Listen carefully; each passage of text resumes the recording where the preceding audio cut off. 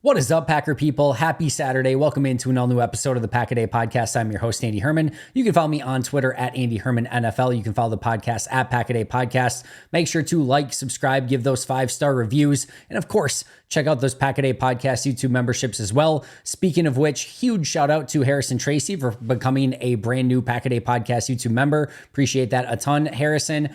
Today is seemingly everyone's favorite topic. Second year jumps. It is something that I get asked about in Q&As all the time. Who's going to make the biggest second year jump? What should we expect out of the second year players? It's something that is almost like had this own organic growth over time, this idea of the second year jump and who's going to really get better in year two. We'll talk about why that is in just a little bit. Before we get there, just one sort of interesting nugget from Friday, and that was Mike Tannenbaum, former NFL general manager. He's actually been on the podcast before. Might have to get him on again following this. He was recently asked about if you were or maybe he just said it. I don't know if he was asked about it or if he just made the statement, but he said one way or the other that if there was a NFL draft for all the players in the NFL, he said Patrick Mahomes would be number one, and number two would be yours, your favorite quarterback, your Green Bay Packers' very own Jordan Love. That is a pretty unbelievable statement. Patrick Mahomes 1, Jordan Love 2. Now, this sort of all gets wrapped in that beautiful bucket of expectations that we've been talking about, where they went from nothing a season ago to can Jordan Love even play in this league and be a starter, to a year later, we're talking about Super Bowl and MVP and maybe the second best player on the planet. Like, things have gotten a little bit, I don't want to say out of control, because I don't necessarily think that either are insanely unrealistic or anything like that. I think this team is good enough to be in the Super Bowl conversation. I do think this, quarterback is good enough to be in the overall conversation with anyone probably not named Patrick Mahomes. But it is still like fairly jarring just to hear this sort of stuff, like just within a year from where we were at this exact point in 2023, where again, we just knew nothing. Even, I don't think the Packers knew. I don't think Jordan Love knew. I don't think anyone quite knew what was about to happen. And now we're here and we're talking again about Jordan Love by a former NFL general manager. Now, regardless of what you think of him as a general manager, his history or whatever, like this is a real, legitimate former NFL, player talent evaluator. And he's saying this quarterback, this guy, Jordan Love, that the Packers have, is the second best player, or at least that you would take him second overall in an NFL draft if everyone was available. That is, again, an astounding statement. Also, I think Mina Kimes, they just did like a quarterback draft, and I think Jordan Love ended up in the top 5 on their QB draft as well. Jordan Love getting some much deserved love from national media members.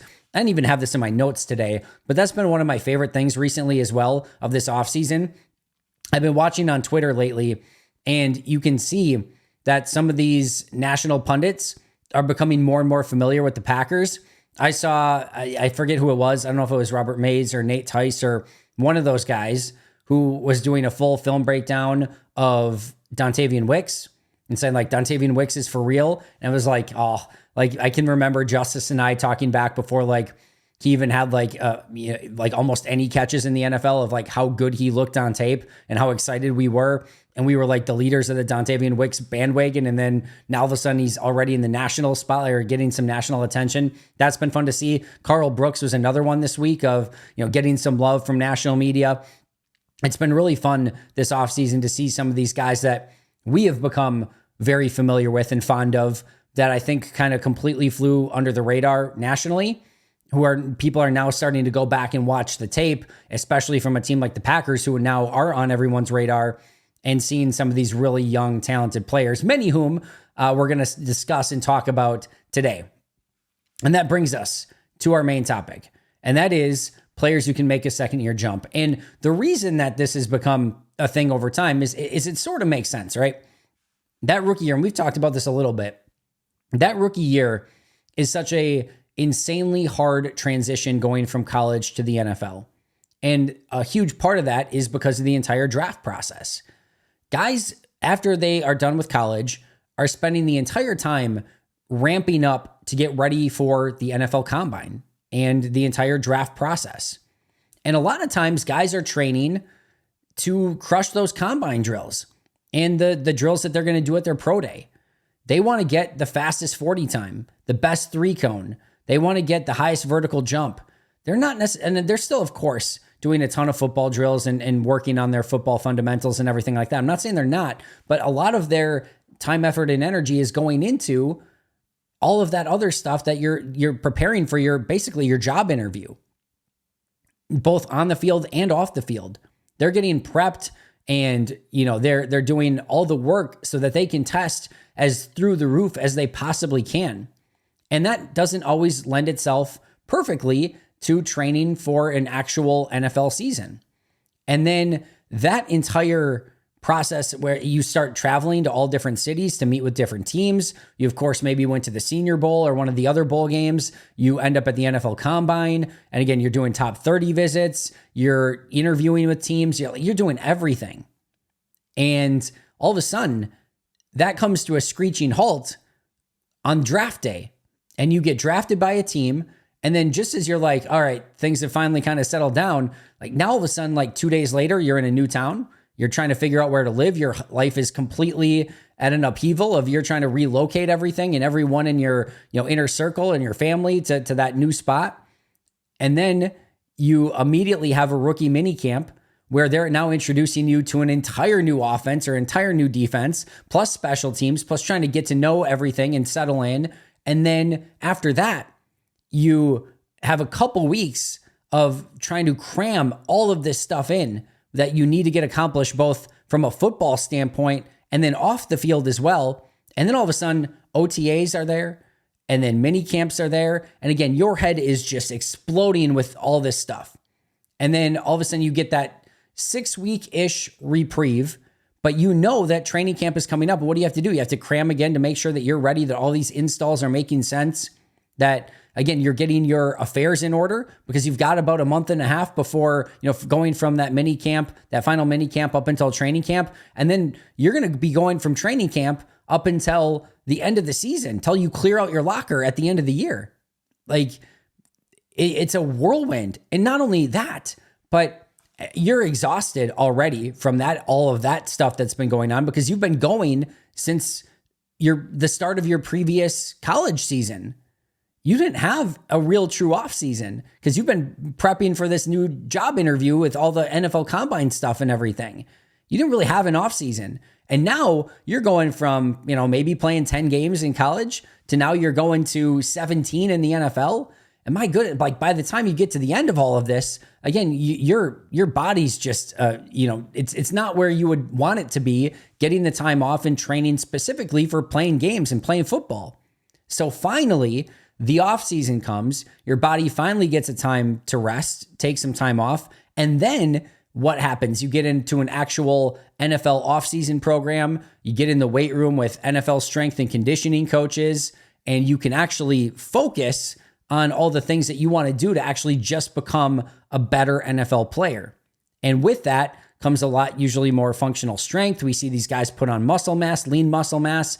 Sometimes guys get faster and they actually have time to prepare for the season the way that they would like to, which means some of the football IQ stuff comes a little bit better as well. Now, clearly, that takes a level of effort and intensity to put into all of that to make some of that stuff happen. But that's why we see these jumps in year 2 is because they actually have the time and investment to put in the NFL weight room with NFL strength and conditioning coaches, into the playbook with their, NFL, with their position coaches and everything like that to really be focused on just being the best NFL player they can possibly be, something they didn't have the luxury of doing coming in as a rookie because they were just preparing to try to get themselves drafted at all or as high as they possibly could. So now you come in to year 2, not only all of the stuff we just mentioned, but you're not having all the off-field stuff of having to move. You know where you're going to be. There's less, confusion. Unless there's been a changeover in the coaching staff, your coaches, your offense, or defense, whatever your side of the ball you're playing on. It's just an entirely different level of comfort. And with that usually comes confidence, and with that usually comes better play on the field. I'll say it one more time. It's not for everyone. It can go in the opposite direction too. I think Eric Stokes is actually a perfect example of this. Eric Stokes' rookie season really good. Year two, even before any injury, year two was fairly disastrous for him. Maybe that's a little bit strong, but it certainly was a significant step back from where he was as a rookie. We didn't see the same level of Eric Stokes. And I think sometimes what can also happen for players who have success as a rookie is going into that rookie season, everyone tells you how hard that transition is going to be, that it's going to be insanely difficult playing players at an NFL level. All of those things matter, and you sort of get into that mindset of, I've got to do everything just to hang with these guys. And then for guys like an Eric Stokes, for some of these guys, they go in and they play and they have success right away. And what does the mind do that says, oh, this isn't all that hard. I can play in this league. Maybe I don't have to do all that stuff that I did a year ago to get ready for that. Maybe this is easy. I can sort of just cruise from here. I'm a good corner already, or I'm a good player already. And then year two comes and it's a little bit more humbling. And all of a sudden, maybe you didn't do some of the stuff that you did to prepare in that rookie season because maybe you got a little lackadaisical, took the foot off the gas a little bit, whatever lame cliche we want to use here. And you just don't play as well.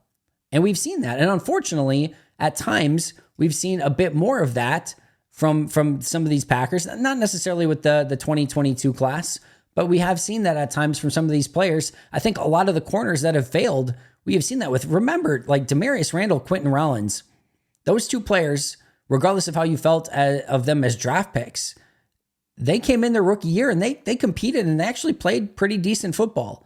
And again, you're always usually giving a little bit more forgiveness to rookies, but you wouldn't watch them. You're like, there's opportunity here. These guys are talented football players. Now they just need to take a jump in year two. And they just never did. Josh Jackson was somewhat similar. Like he had flashes his rookie season, played a decent amount, kind of got played out of position. But you're thinking that's a decent baseline. And if he can come back in year two and make a step from that, you're in good shape. But he didn't. Randall didn't. Rollins didn't. Eric Stokes has not done it yet. And it doesn't always work out that way. But today, of course, we're going to be talking about the hope that this unbelievable rookie class from a season ago can even take another significant step forward. And a lot of times, I'll just add this one more thing before we kind of go through these one by one. A lot of times it is the players that have already shown something that are taking those steps. It's a lot more difficult if you come in your rookie year and you're just struggling mightily. A lot of times we don't necessarily see that jump. Maybe they become a little bit more competent, but we don't necessarily see that jump in year two. A lot of times it's a little bit more incremental, but we usually saw some pretty significant flashes in their rookie year. And that's why I'm so excited about this class, is because so many of these players did show significant signs as rookies. And now the hope is that the baseline is set and they're going to even continue to get better, which is a scary thought when you think of just how many of these players there are and how well they already performed in their collective rookie seasons. All right, so let's start with LVN. That, of course, is the number one on this list for a variety of different reasons, mostly because he was the first guy taken, but also because there's a lot of opportunity for growth here for LVN. So what does he need to do to take that second year jump? I think number one on my list for LVN is just overall situational and football awareness. There were too many times last year that LVN got sucked in a little bit too much, whether it be on play action fakes or on counters, screen plays. He just didn't have quite that NFL level awareness yet. And there's a reason for that. Remember, he started a little bit late. He was a hockey player. I think he didn't get involved in football until I think either early or mid, maybe even late high school. And then, he didn't, whatever you want to say about the starting at Iowa, it wasn't necessarily that I care about, but he didn't play like 800-900 snaps a year at Iowa or anything. Like he had a little bit of a lesser load. So he's still learning some of that stuff. And you could see that a year ago. So just some of that, not taking the bait, keeping your eyes up, understanding your assignments and where you're supposed to be. I think that can be a big step for LVN. Number two, a pass rush plan. Like I do think, he's got all that just raw musculature and ability and agility and everything, speed, strength. He's literally Hercules, right? But you have to still have a plan. Guess what? The players across from you are freak athletes too, more often than not.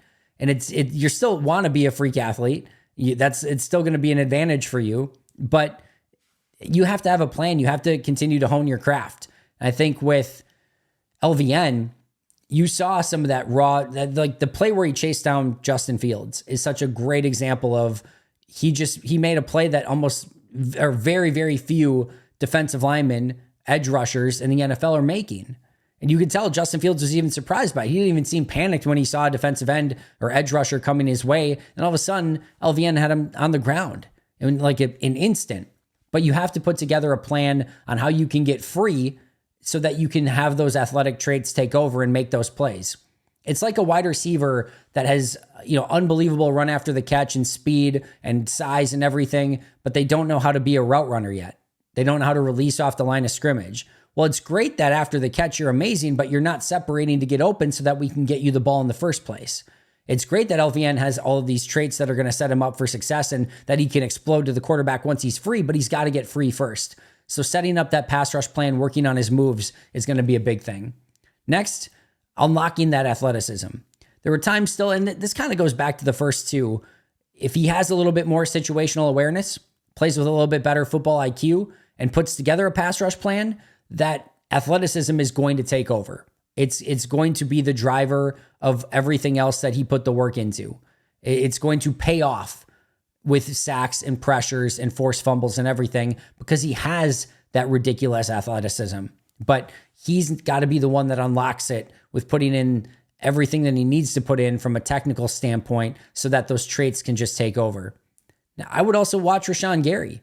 Rashawn Gary, we've talked about, has had a very similar trajectory here, where he was a little bit more of a kind of a redshirt guy year one, took a step in year two, and then took kind of the bigger jump in year three. And maybe it does take LVN one more year. We'll see. But there is so much untapped potential there for LVN. Like, watch Rashawn. Watch how he converts speed to power. Watch how he has put together a much better pass rush plan than he had coming into the league. I think that's such a great, just sort of, teammate to emulate in Rashawn. So that's the next thing I would do. And then lastly is just kind of how does he fit within this new system? I personally believe that LVN will be a better fit with his hand in the dirt. I think it is going to give him a little bit more comfort from what he did at Iowa. And maybe he gets to move inside a little bit more too. But I think all these things together, if you can have a little bit more awareness, a better pass rush plan, get more opportunities, unlock that athleticism, learn from Rashawn Gary and understand and maybe they can better utilize his skill set in this new system, that hopefully should set up LVN for success. Number two, Luke Musgrave. Number one might sound weird, and I've talked a little bit about this in the past, but number one for Luke Musgrave is just slow down. And I don't mean don't utilize his speed, but I kind of want the game to slow down for him a little bit. And he's kind of got those Looney Tunes feet where like his feet are moving a million miles per hour, but he's just kind of standing in place. Or it's like his body and his movement and his mind aren't yet all on the same page together. And we, of course, had that amazing post-game video of Musgrave stayed on his feet from Matt LaFleur, which was just unbelievable and epic. Listen, we all love Luke Musgrave. We all see the true potential that he has as a playmaking tight end. But part of that is going to come with just doing the basics and some of that run after the catch and some of the making sure that he gets under the ball and doesn't stumble and those sort of things. He's going a million miles per hour. And you can tell he wants to. He wants to do well. He wants to make plays. There's a drive and intensity there that you love. But you've got this 6'7" body with this like 440 speed. I know it's not exactly that, but you get my point. That's just still, it's like a baby giraffe that's still learning to walk on ice. Like that's what it feels like sometimes. I think if he can actually just slow his mind down, like I'm not saying like he just has to kind of go through the motions slow, but just calm on the ball when he's got the opportunities. Let his natural playmaking take over once he's got the ball in his hands. I think last year, he was just overthinking things a little bit, maybe trying to do a little bit too much. So just a little bit more calm. Maybe that's a better way of putting it, but kind of slowing down the mind and being a little bit more calm in those big situations, and then just let those natural traits take over. I also want to see him become a little bit more of a middle of the field force. I think he can be a big time threat up the seam. And that's somewhere where I think they can utilize him even more. That run after the catch ability. This comes with kind of that slow down mentality or just a little bit more calm on the ball. If he does that, he can just let his speed take over. I don't know that he's ever going to be a Gronk type that's running through people, but I think he can separate with speed. And I think that's something I want to see a little bit more run after the catch from him because he should be able to with his athleticism overall. Also think he can become a better red zone threat. I think we haven't even scratched the surface of what Luke Musgrave can be as a red zone threat. And think back to Jermichael Finley, by the way. Jermichael Finley, like it was probably, I want to say year 2, maybe year 3. It might have even been year 2. And now Finley was far more raw coming out than Musgrave was. But you could tell they kind of started using Finley as a traditional tight end. And then all of a sudden you would see him lined up out wide in some of the red zone stuff. And then Finley got the route running down and would run slants and back shoulder fades. And I don't know that he's going to have quite that, release and route running ability that Jermichael had, but I do think he's got the size and the chops to do some of that stuff. And maybe it's just a fade or a back shoulder fade. And maybe you fake a slant. I don't know, but I do think there's so much more there that is just, there's a ton of meat on that bone for him to become a much more viable red zone threat and just one that's making teams pay. He should be, I'm not going to say uncoverable, but he should be a really difficult mismatch nightmare for opposing defenses. And then, of course, blocking. He's never going to be, again, a George Kittle-esque blocker either, but he works at it and he hits his landmarks and he gets to his spots and he gives the effort doing it. But I think he can always continue to improve. That's another opportunity for Luke Musgrave. Jaden Reed, I just want to see him become a little bit more dynamic with his route running. And he's already a good route runner. And he already knows how to get open, especially finding holes in zones, separate or, kind of had those, ad-lib plays after the plays kind of broken down. He's so good at all that stuff. But he should only continue to get better as a pure route runner. And that's a scary thought. It's a scary thought with already how impressive he was as a rookie. Actually, the other thing too, I thought he was an okay punt returner for Green Bay. I think he has the ability to be so much more dynamic as a returner. And I do think there's a chance with Nixon getting all the kick returns and probably being the starting slot corner that maybe you want to have somebody else do the punt returning duties. I could see Jaden Reed still being in that spot. And I think he has a lot more to give in that role as well. Some of the contested catch stuff, something he was so great at in college that I thought last year at times let him down a little bit. And I think part of that is kind of like Luke Musgrave, where his mind's probably just going a million miles per hour and the game is going so fast. When that slows down for him, look out because he's going to convert those. I think that's something that we can look for this year as well. And then just continue to develop that chemistry with Jordan Love. But Jaden Reed's already in a phenomenal spot. Tucker Kraft, number 4. Biggest thing here, just pick up where he left off. He was so good at the end of last season. There was nobody on the team. Jordan, I guess, should probably be in the conversation from week 1 to end of the year. You probably got to go Jordan. But outside of Jordan, the stuff that I saw even in rookie minicamps and OTAs from Tucker, where he was just so raw. And it just looked like he had a lot to learn to becoming such a well-rounded tight end by the end of the year. It was outside of Jordan, and maybe even arguably, one of the biggest growth players on the entire team last year. It was enormous. And I think that's going to continue. I hate the fact that he tore or whatever, had the pec injury. That's going to probably keep him out for a little while, and he's going to miss OTAs and mini camps and probably part of training camp. That's frustrating because I know he could definitely use those reps and wants those reps. Hopefully he can get back sooner rather than later, but just pick up where he left off. Continue to develop as a blocker. He got so much better as a blocker last year. Let's see if he can keep that going.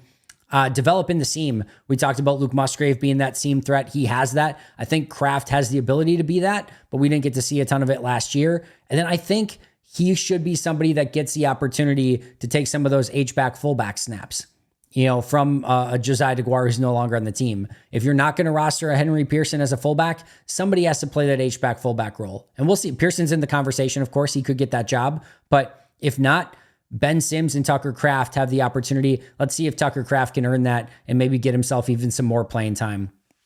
Next up was Colby Wooden.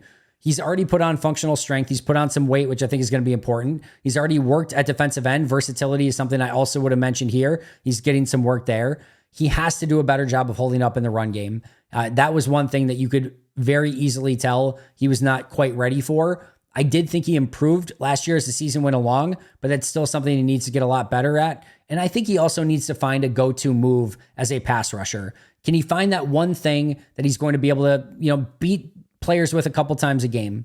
And I think that's going to be the next big step for him as a pass rusher. So I think putting on the weight and the strength is going to really help him already in the run game as a run defender. And like I said, he already made some strides last year towards the end of the year. And now can he develop that even more? And can he develop a go-to move as a pass rusher? Sean Clifford, just continue to get more confident in the offense. Continue to work on his footwork, which I think is still better, or it is definitely better than what it was a season ago, but it still has work to be done. I think his arm strength is something he can continue to work on. I've liked the way that he spun the ball already in OTAs. Like I've been low key kind of impressed with Clifford and what I've been seeing from him. Now his number 2 drill with the number 2s did not go great. So there's clearly still a lot that Sean has to work on, but I've been liking what I've been seeing with the way he's been throwing the ball. And then the other thing for Sean is just win that number 2 job. He's got some legitimate competition for Michael Pratt, and he's gonna have to earn that job. But I think where he's at as a quarterback right now puts him in the leader spot for that role. You know what I'm trying to say. The leader in the clubhouse for that number 2 QB role. But he's going to have to earn it because Michael Pratt is definitely going to push him. And Pratt already had a pretty nice practice the other day just to let Sean know, hey, I'm here too. I'm coming for your job. Next up, Dontavian Wicks. I think just kind of continue to improve the hands. He had a drop over the middle in OTAs this week. Just making sure that with his superstar ability of finding ways to get open and separate, just making sure that once you're converting those into big time catches because he's going to get open. Now just make sure that you're not having silly drops or anything like that. It's not something he struggled with his rookie year, but I think you can always get those better. Become more of a red zone threat. That was something that while he had some run after the catch ability, he broke some tackles, he had some touchdowns, had some big plays, knows how to separate. Can he find a way to become even more of a red zone threat? Just continue to master his route running and releases. We know how good he is already, but we're still not talking like Justin Jefferson and Devontae Adams here. There's still a ways to go, but man, is he already so freaking good at it. But can he master it now? Can he get on that level with some of the absolute best route runners in the entire league? And then can he develop a kind of go-to move after the catch? Like Donald Driver had a go-to move after the catch. Randall Cobb had a go-to move. Can you do something that when you do get the ball into space and there's people bearing down on you that you can make them miss somehow? And I'm not saying he was bad at this, but can you get maybe a move or two to add on top of his repertoire that he already had just to make him a little bit more dynamic in the open field? Next up is Carl Brooks, and this one's easy for me. You guys know, I love Carl Brooks. I love Dontavian Wicks too. Two of my just favorite players on the team already. But with Carl Brooks, run defense is the biggest. He is a already dynamic pass rusher that is causing problems every single time he's in there as a pass rusher. But if he wants to see the field more, he's got to become a better run defender. And that was readily apparent a season ago. And then the other thing, he's one of these players that has kind of like a go-to big time move, like his arm over move, quick off the ball, arm over, and all of a sudden he's past you. And it works like 5 times a game. But now, can you develop a counter off of it? Can you develop one more move that maybe you're going to fake it and then you're going to spin inside? Like if he can develop a counter to it or like a false step or just something that because linemen are going to get more and more familiar with him and they're going to shut down his big pass rush move. So now can you figure out something to play off of them and prey on them with what they think is going to happen? And if that happens, he's going to become even more dynamic, which should be very, very fun for especially myself as the leader of the Carl Brooks fan club. Number 9, Anders Carlson, just make kicks, man. Just make kicks, become more consistent, more accurate. You've got the leg. That's it. That's the year 2. You've got to be consistent. You've got to be clutch in big moments, and you got to fix that accuracy. Number 10, Carrington Valentine. He's already put on strength. I think he can work on his overall coverage technique. Although when I talked or we went back and watched, or I did the press man coverage, I was so impressed with Carrington Valentine. I put the video up on Twitter if you want to see it, but he is a really impressive player.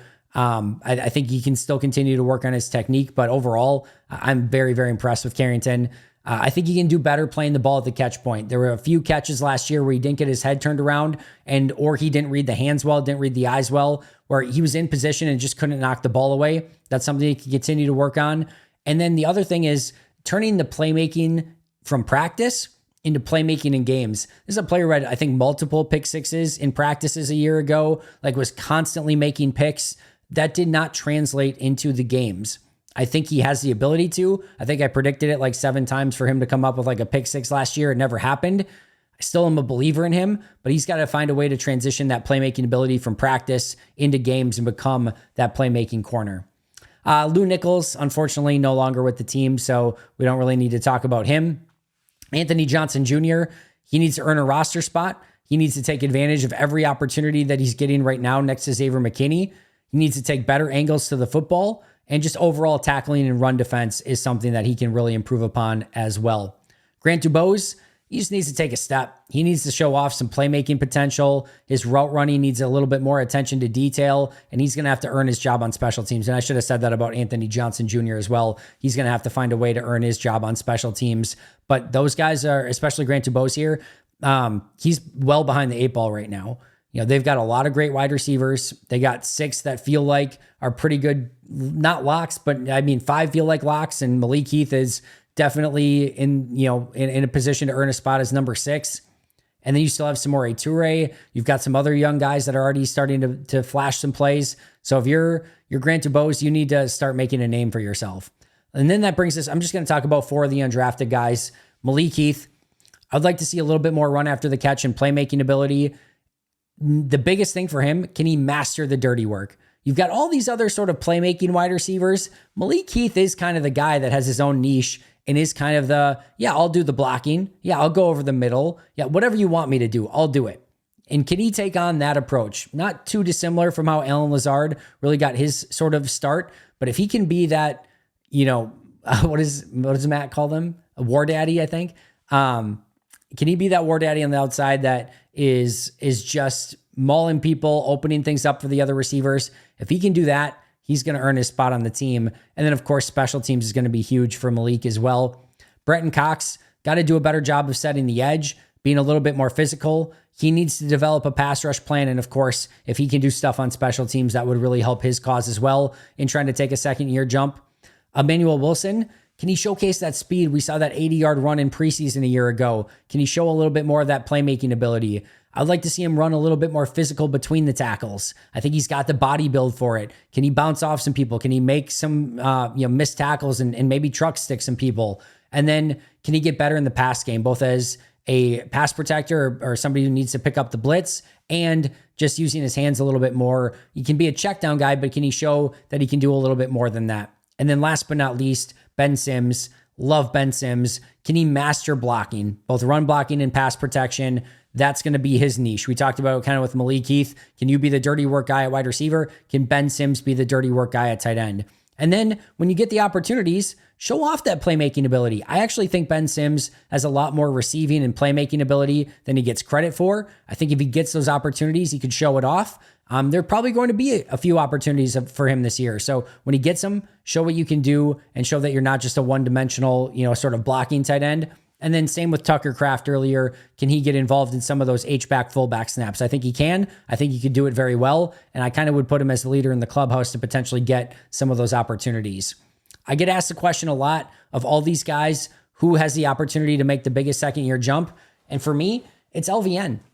I've already seen really good stuff from Jaden Reed, Dontavian Wicks, Carl Brooks, Carrington Valentine, Tucker Kraft, Luke Musgrave, all of them. It's not all of them, but so many of these guys. Lucas Van Ness. We saw some pretty impressive flashes, certainly as a pass rusher, at times as a run defender, but there's a reason he was taken, 12th, 13th overall, was because he is that freaking talented. And there's no question about it. He is a freak athlete who is extremely impressive at Iowa, who's going to be very good at football, but he's on the raw side. He still has a lot to put together. But the reason they took him that high is because he has big time, high level Rashawn Gary-esque upside. And if he can unlock that and he can become that type of player right now, man, does that change the defense. And I just think he has the opportunity. So it's like, not only is he like maybe the most talented and gifted player on this entire rookie class, but he kind of all the guys that showed out, he's kind of in like the middle to bottom tier of those guys. So he has the biggest opportunity to take the biggest jump and maybe make the biggest impact year over year from what he did a season ago. So that's the player that I'm looking at the most that could have the opportunity to take that biggest second-year jump is LVN. Unfortunately, he's got the tip of the thumb issue right now. Hopefully that can get cleared up, but he has the opportunity to take a significant jump, and I know we're all hoping he can do it. The last thing that I want to really say here before we get out of here, just think of this for a second. Think of all the guys that we talked about. LVN, Luke Musgrave, Jaden Reed, Tucker Kraft, Colby Wooden, Sean Clifford, Dontavian Wicks, Carl Brooks, Carrington Valentine, Anthony Johnson Jr., to an extent, Anders Carlson, I guess. Grant Dubose, Malik Heath, Brenton Cox, Emmanuel Wilson, Ben Sims. Of that entire group, like, Anders Carlson is going to have to fight for his job. Lou Nichols is already gone. Grant Dubose is probably on the outside looking in. Anthony Johnson Jr. will have to compete for his job. You know, Malik Heath, Brenton Cox will to some extent. Emmanuel Wilson will. But like, man, what a group of players that is in their second year that all have the ability to take a significant step in year two. It is unbelievable. That's 17 players, well, 16 taking away Lou Nichols, that are on this team still that, again, outside of a few of them, are almost all expected to be a part of this team in some capacity. And in many of the cases, in a significant way. What a, not draft class, but overall rookie class by Brian Gutekunst in 2023. Now, the truth is, some of these guys will step forward, some will step back, but I'm just telling you right now, this is one of my favorite rookie classes the Packers have ever had, and I cannot wait to see what they are going to do in year two. That is going to do it for me today. You guys are the absolute freaking best. You know I'll be right back here tomorrow. Shout out to our Hall of Fame and All-Pro members, Most Hated Minnesotan, PJ Wayne, John Wild, Shea Bradad, Brandon Paletta, Jennifer Wright, Boom Handle, Donna Lee, Lori Lord, Baby QB, David McCluskey, Donald Decker, Bremen, David Prendergast, Dan Miller, Alex Huang, and Arnaldo Espinoza. I'll see you guys tomorrow, but until next time, and as always, go Pack Go.